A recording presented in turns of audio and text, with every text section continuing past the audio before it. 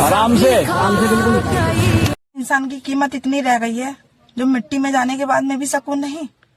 सबसे बड़ा सवाल ये है कि ये कब्र खुद क्यों रही है। ये कब्र एक लड़की की है जिस लड़की की शादी अब से 7 महीने पहले हुई थी। दहेज के ऊपर ससुराल वाले रोज उसे तंग किया करते थे और उसको मार डाला। जब उसके मायके वालों ने उसको 7 महीने पहले शादी हुई थी। बताया जा रहा है कि लड़की को दहेज के लिए रोज तंग करते थे ससुराल वाले। 12 दिन बाद इस कब्र को खुदवाने का फैसला लिया। अब ये फैसला गलत लिया है या सही लिया है, ये आप लोग कमेंट बॉक्स में जरूर बताना।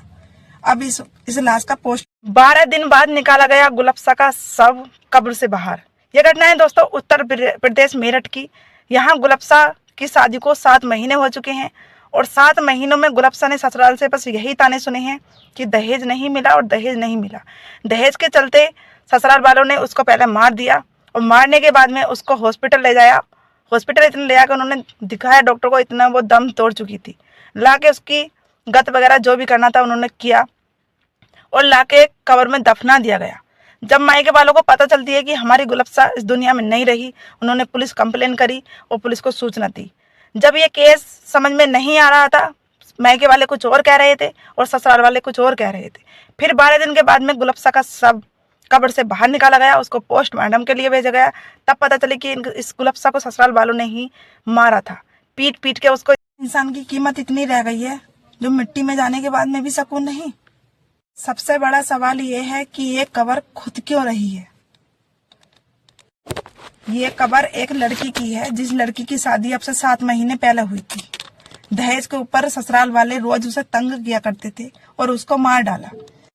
आराम से बिल्कुल। इंसान की कीमत इतनी रह गई है जो मिट्टी में जाने के बाद में भी सुकून नहीं। सबसे बड़ा सवाल ये है कि ये कब्र खुद क्यों रही है। ये कब्र एक लड़की की है जिस लड़की की शादी अब से 7 महीने पहले हुई थी। दहेज के ऊपर ससुराल वाले रोज उसे तंग किया करते थे और उसको मार डाला। जब उसके मायके वालों ने उसको 7 महीने पहले शादी हुई थी। बताया जा रहा है कि लड़की को दहेज के लिए रोज तंग करते थे ससुराल वाले। 12 दिन बाद इस कब्र को खुदवाने का फैसला लिया। अब ये फैसला गलत लिया है या सही लिया है, ये आप लोग कमेंट बॉक्स में जरूर बताना। अब इस लाश का पोस्ट। इंसान की कीमत इतनी रह गई है जो मिट्टी में जाने के बाद में भी सुकून नहीं। सबसे बड़ा सवाल ये है कि ये कब्र खुद क्यों रही है। ये कब्र एक लड़की की है जिस लड़की की शादी अब से 7 महीने पहले हुई थी। दहेज के ऊपर ससुराल वाले रोज उसे तंग किया करते थे और उसको मार डाला। 12 दिन बाद निकाला गया गुलफ्सा का शव कब्र से बाहर। यह घटना है दोस्तों उत्तर प्रदेश मेरठ की। यहाँ गुलफ्सा की शादी को 7 महीने हो चुके हैं और 7 महीनों में गुलफ्सा ने ससुराल से बस यही ताने सुने हैं कि दहेज नहीं मिला और दहेज नहीं मिला।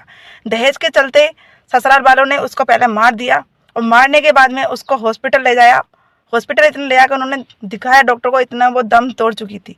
ला के उसकी गत वगैरह जो भी करना था उन्होंने किया और ला के कब्र में दफना दिया गया।